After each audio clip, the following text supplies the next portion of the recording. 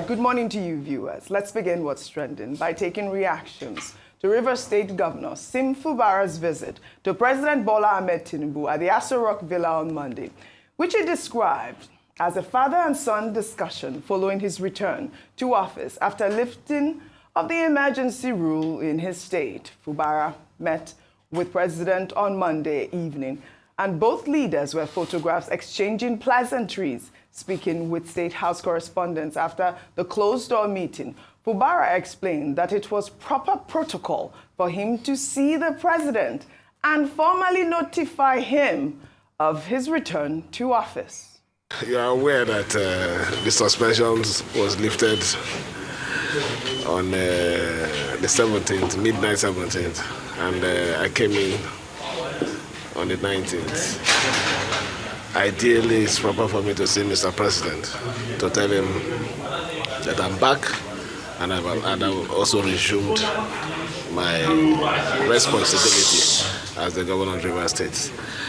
It's not much, it's father-son discussion, telling him thank you and the areas where, if at all, there should be any issue, for him to guide me properly so we don't be in any situation that will bring crisis again. That's all. I don't know what you mean by is it a paper peace or a real peace. So long as I'm concerned, we have made peace. My Fubara and his principal are working together.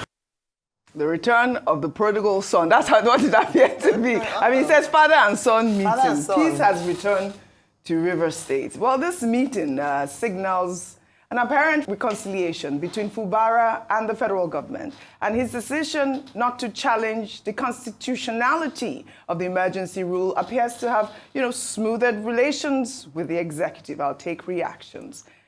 This person wrote on Instagram, "A whole governor was illegally removed, treated like a cat. His state handed to a sole administrator, humiliated, and even had an illegal election conducted over his head. Now, the same man is visiting his oppressors and even thanking them. No be juju be that. Fubara, it's time to man up." Another ex-user wrote, "What we lack is politicians with principles and ethics. Why romancing the president after you are denied your constitutional mandate? It's better to be a hero today than to be remembered as a coward." Well, David wrote, "You did the right thing. Don't mind those who want to benefit from the crisis. You wear the shoe and you know where it pinches. You are elected to provide good governance to your people. Focus on that." I mean, we did see this video trending on social media, but, some people were asking some questions because we saw the Imo State governor there. And let me take this tweet, this post from Instagram. This is from Excellent Tony. Wrote, "How come my state governor, His Excellency Hope Uzodinma, has become Abuja governor, an Aso Rock occupant? Always on ground to bid Tinubu goodbye, and on ground to welcome him back. Now on ground to welcome Tinubu's guests. No wonder he's nicknamed the Supreme Court governor." Dr. Abati is cracking up. But I want to give Rufai Oseni here the floor before I take this reaction. Go ahead. Oji, see, in life, when a man comes of age, there are some things that will lead a man as he goes on in his life. Number one, principle. As a human being, you need to set boundaries to things you'll take, but you'll not take. But when you have a human being that your principles are soiled, you are violated, you are pummeled, you are beaten, you are bullied, and you go back to beg your oppressors, you have failed as a man. So when you have people that create these conditions in society to pummel people to the extent of the fact that they cannot stand up for themselves, then the man in those people died. So I would like to ask Governor Fubara, how do you feel today? Your fellow governors, 11 governors of PDP states, stood up for you. They took a case to court that the Supreme Court did not hear. People spoke up against the injustice, not because of you anyway, was because of the seat of the governor that they felt was being desecrated.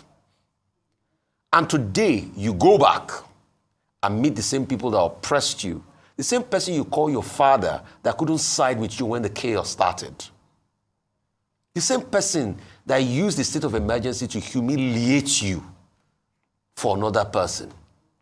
Then you go back to him and you went to report to him and say, Daddy, I'm here, you. So with what eyes do you want those other 11 governors that stood up for you to look at you? People like the governor of Zamfara and a couple of other states that stood tall for you. So I ask you, where is your thank you to them? Right. Your thank you to them isn't going to kiss the foot of your oppressor. It reminds me of the words of Winston Churchill. When Winston Churchill said, an appeaser is the one that keeps giving the crocodile meat, but hoping that one day the crocodile will eat him last. Right. We have appeasers in this country, not politicians. All right, Dr. Abati, I saw you cracking up about this Hope Uzodinma, always there, right at the Aso Rock Villa. What's really going on here? I mean, is there something we're missing? Because I know you were very popular when you talked about the fact that he was, waving goodbye. He was among the governors there. The basic point that we're making is that many of these governors who seem to have developed the habit of always hanging around Abuja. Yes. Hanging around Aso Villa. If they do not make appearances at the airport to constitute themselves into the equivalent of permanent sculptures at the international airport, either welcoming the president or waving at him, they hang around the office of the president in an unnecessary show of sycophancy. And this is why many of their constituents are saying they want their governors to sit at home and do the work. But these are also politicians. Some of them, they need to hang around the president to at least give effect to one phenomenon that is called elite capture. They have to be there. Their state is not good enough for them. These are the they always have to asking. be around the corridors of power. We don't know what Governor Hope Uzodinma is doing in the president's office. Well, we saw him welcoming Fubara. Okay. Yeah, he went to join the welcome party. I saw that now. I think there are more the important things in Imo State. If you have information on that, there are more important things than to turn Imo State into a welcoming state in the presidential corridor of power. We would like to see, the various governors, not just Governor Hope Uzodinma, staying at home and doing their work. But in any case, they will say, what is our own in the matter? After all, it's the people of Imo State who have to be using analgesics for whatever pain that they are suffering. Oh, they are sending me messages. They're asking, what is our governor? Yeah, that was one of the things. What is our governor doing there? Please, we need him in our state. As for the civil servant, who is governor in Rivers State, I've already said that, look, this is a civil servant mentality. People have treated you badly. Other people have supported you.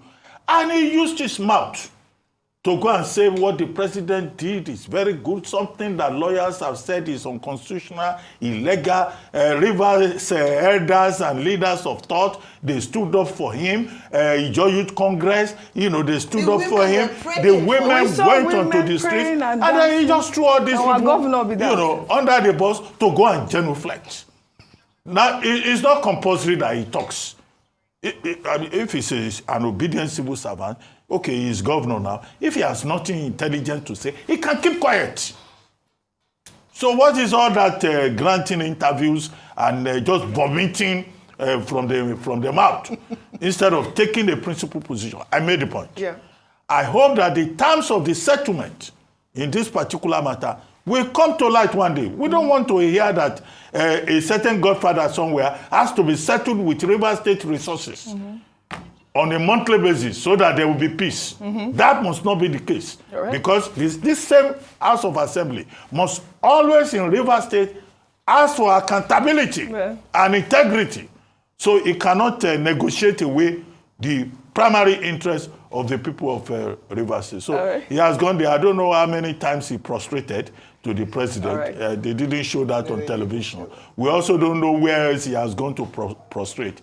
But now that they have brought him back, and he's very happy to have been brought back, let him go back and do the work. Let him go and do the work. Let me read a comment. This person wrote, Fubara has a new father now. His name is Ahmed Bola Tinubu. Hopefully he goes to APC. That will give him some covering and may even help in twists of his second term ambition. Now our papa be this, so we no get another one. Now our papa be this, so.